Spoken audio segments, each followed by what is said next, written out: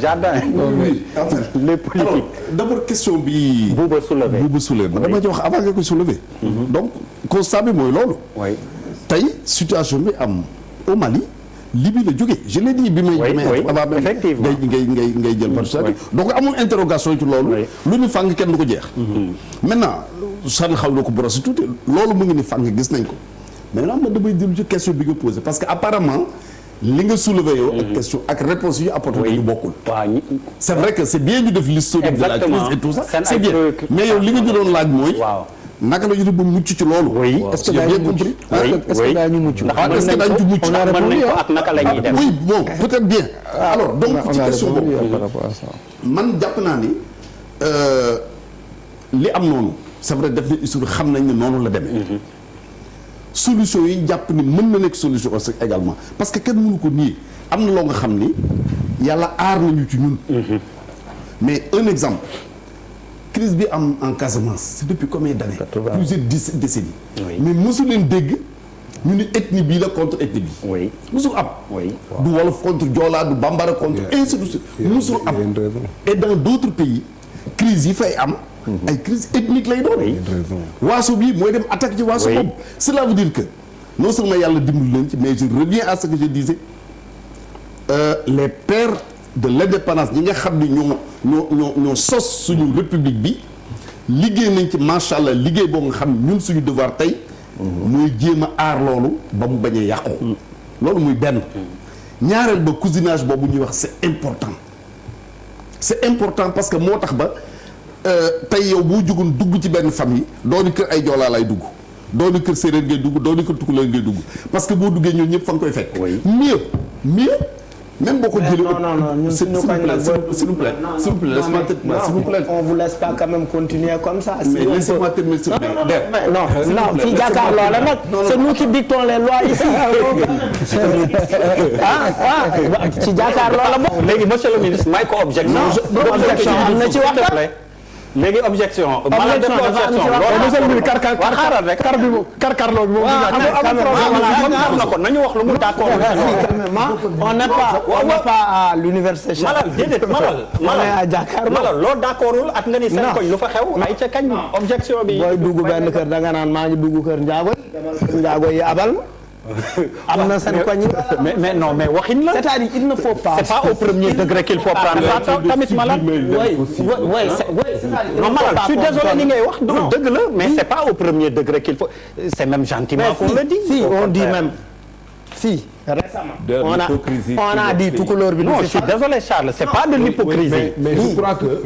dugal kër Joola yi abal ma fa lii dugal kër séeréer bi abal ma fa. Malal man je pense que lii monsieur le ministre doon wax. ca ñu dagg ko dafa am solo xam nga lu tax. d'accord na nga may ma tuuti rek. am na ci loo xam ne c'est pas méchant parce que da ngay dégg sama naar bi sama pël bi. la possession à mon avis non boo ko eggalee foofu. mais exactement li muy wax ni c'est important parce que sànq mi ngi expliqué gis nga boo demee au Rwanda avant même le génocide les Hutus et les Tutsis parlent la même langue. Ils sont dans la même ère culturelle ñoo bokk fu ñu dëkk. ñoo bokk lu ñu làkk. colonisateur bi moo ñëw séparer leen. boo demee à l'époque au Rwanda dans les examens il y a des quotas ethniques dañ naan Hutu yi dinañ am nangam %. Tutsi yi dinañ am nangam %. boo demee à l'hôpital il y a des ordres yoo xam ne dañ naan kii mooy jëkk jàll kii moo ci tegu yàlla dimbali nañ ci loolu xam nga lu tax. parce que après le Tekruur dans cette vallée di nga dëkk yow. le Niamanduru dans la vallée du fleuve Sénégal. il y a eu la cohabitation des Halpulaar des Mandeng des Wolof des Sérères ñoom ñëpp. pour le professeur Cheikh Anta Diop dit que quand l'islam est arrivé am na ñoo xam ne bëgguñu woon tuub. moo leen wàcciloo c'est les Sérères noonu dans la région de Thiès. il y a eu les Mandeng boo demee à Ndande dans le département de Kébémer il y a un puits qui s'appelle le Kalom qui a même le sol. qui vient de Kolomba c'est-à-dire un grand puits. en Mandeng ñoom ñëpp dañ fa essaimé jaar fa. mais ce brassage là c'est une réalité ce brassage là c'est une vérité loolu bokk na ci li nga xam ni dëgëral na Sénégal mais il faut le préserver. alors professeur ñu dellu ci monsieur le ministre comme Malal def na objection ne ko ñam. c'est-à-dire que moi je suis pas dans des détails. kenn mënu ma citer au Sénégal. une famille boo nga xam ni par exemple dañ naan ma yow ay tukulóor rek nga kenn kuy wolof judduwu fa wala naar judduwu fa wala bambara juddu wala séeréer judduwu fa kenn mënu ma ko citer. ça c'est un. deuxièmement pour aller lu gën a xóot loolu mais je ne l'apprends pas ñi sant Senghor dañ la wax seen origine Sangoul la. les Sangoul sont devenus Senghor. les Bokoum c'est des Bakhoum. bu ñu nekkee fële nekk Bokoum c'est des Toucouleur.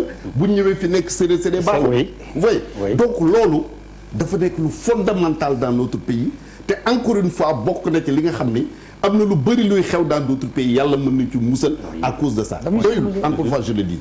je pointe du doigt l'irresponsabilité. parce que contrairement ak je pense booba ma wax tout à l'heure ni benn nit bu bind non du benn nit bu bind. benn nit bu bind. waaw ci réseaux sociaux yi. ci réseaux sociaux je pense que loolu. non non non. waaw quelqu'un la dégg de façon. man maa waxoon ni. man maa wax ni. waaw d'accord. bu dul yow moom dafa ni gis nañu bind loolu. du ma waxuma loolu. non dafa ma jaawal dafa guddi quoi dama ne bu dul yow je m'excuse dama ne man maa wax sànq. waaw ci sama première intervention. exactement. ni ay nit doon nañ bind ni diw ak diw ak diw ministre la ñu Thiès la ñu. parce que. oui d'autres ne diw ak diw. tout récemment tous les jours da ngay gis ñu ne diw nommé nañ ko diw ñu ne parce que dafa bokk ci ethnie sangam. loolu laa tudd l'irresponsabilité bi nga xam ne ñun moo tax tey ñuy wax lu mel noonu te loolu wax ko bokkul ci luy sàmm stabilité bi nga xam moom la ñu am. maintenant il faut aller vers des solutions. benn ci solution yi. oui au niveau national en tout cas. mooy ni ñuy amee courage nit ki bu defee dara sur quelque plan que ce soit. ñu attaqué ko xeex ko weeje ko. ku tenir discours bu mel noonu. di wax affaire ethnie di wax affaire religion ainsi de suite di ko cadrer même au plan politique. que ñu am courage dénoncer ko combattre ko. ça c'est au niveau national. maintenant au niveau international. bu leen fàtte ni tey réew yooyu ñu cité fii les 5 pays.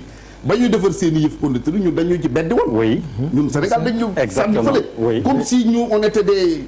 voilà bugguma ko qualifier dañu ci beddi sànni fële. bref mais du tax ñu toog croiser les bras ni su ñoo nekkoon ci. am na ku wax je t'explique la encore que ñun ni ñuy waxee ak ci tubaab yi nos chefs d'État duñu waxee noonu. c'est vrai man am naa chance su fekkee ay réunion assemblée générale des Nations Unies ou bien de l'Union africaine.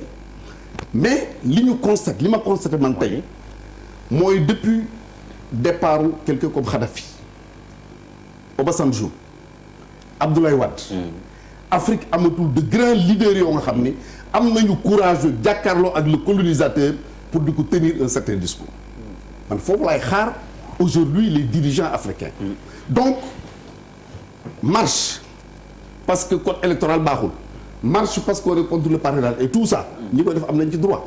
mais de mon point de vue tey marche pour exiger de nos dirigeants le président de la République en tête. que mu jël ce combat là que nous devons mener pour sauver le Mali. à mon avis initiative boobu moo am solo quand on a parlé de la faiblesse de l'État. non pas de l'État de la société civile. pas de la société civile.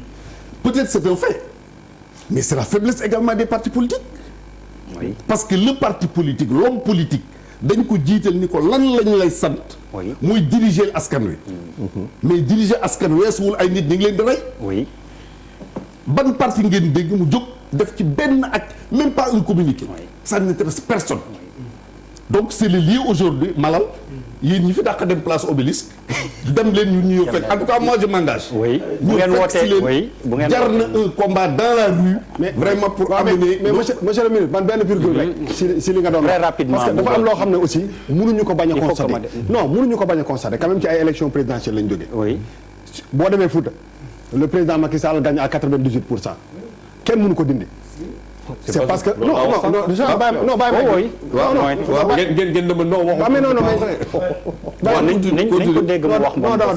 dama ne boo demee Fouta ci am na ci ay zones yoo xam ne c'est 100% presque. nga dem Ziguinchor est-ce que Ousmane Sonko s'il n'était pas issu de cette zone-là dina gagner Ziguinchor je ne pense pas. nga dem Pur 99% des gens qui sont des militants du PUR xam ngeen ci tarixa bu ñu bokk xam ngeen ci taalibe yu ñu bokk. c'est un fait c'est-à-dire que mënuñu. tëj bët yi aussi bañ a constater loolu. pour être complet mais je donne la réponse gagne aussi à Thiès. non xaaral rek mais je donne la réponse. non par exemple non pour vous dire que. par exemple il faut pas aussi loolu il faut ñu taxaw ci ñu constater ko et am ci ay jàngat.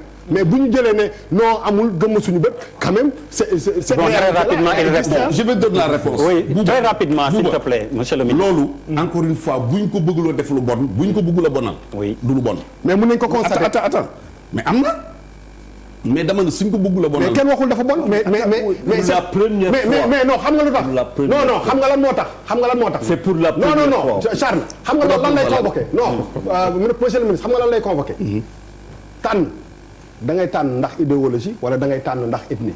parce que soo convoqué wul réflexion boobu c'est parce que da nga gëm na ci bët ci benn affaire. mais pas forcément ethnie. mais non dama ne boo demee Fouta.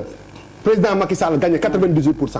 nga dem Ziguinchor Ousmane Sonko bi commencé 9 mois xaw ma 1 an gagné Ziguinchor nga dem Thiès nga dem Touba. Idrissa Seck gagné Touba nga dem Pur nga xool militants yi fa nekk. nga war a convoquer demain que par exemple benn chef religieux. non ara rek mën na def parti politique. kenn chef religieux laayeen non xam nga lu may bañ. ñu bañ ko quand même. taxaw wax si quel que soit sensibilité affaire bi mais te loolu pour man le choix kii bi appartenance en tout cas géographique bi wala ethnique bi dafa jël le dessus sur mais monsieur le ministre tontu bi est-ce que du mooy li ma la wax yow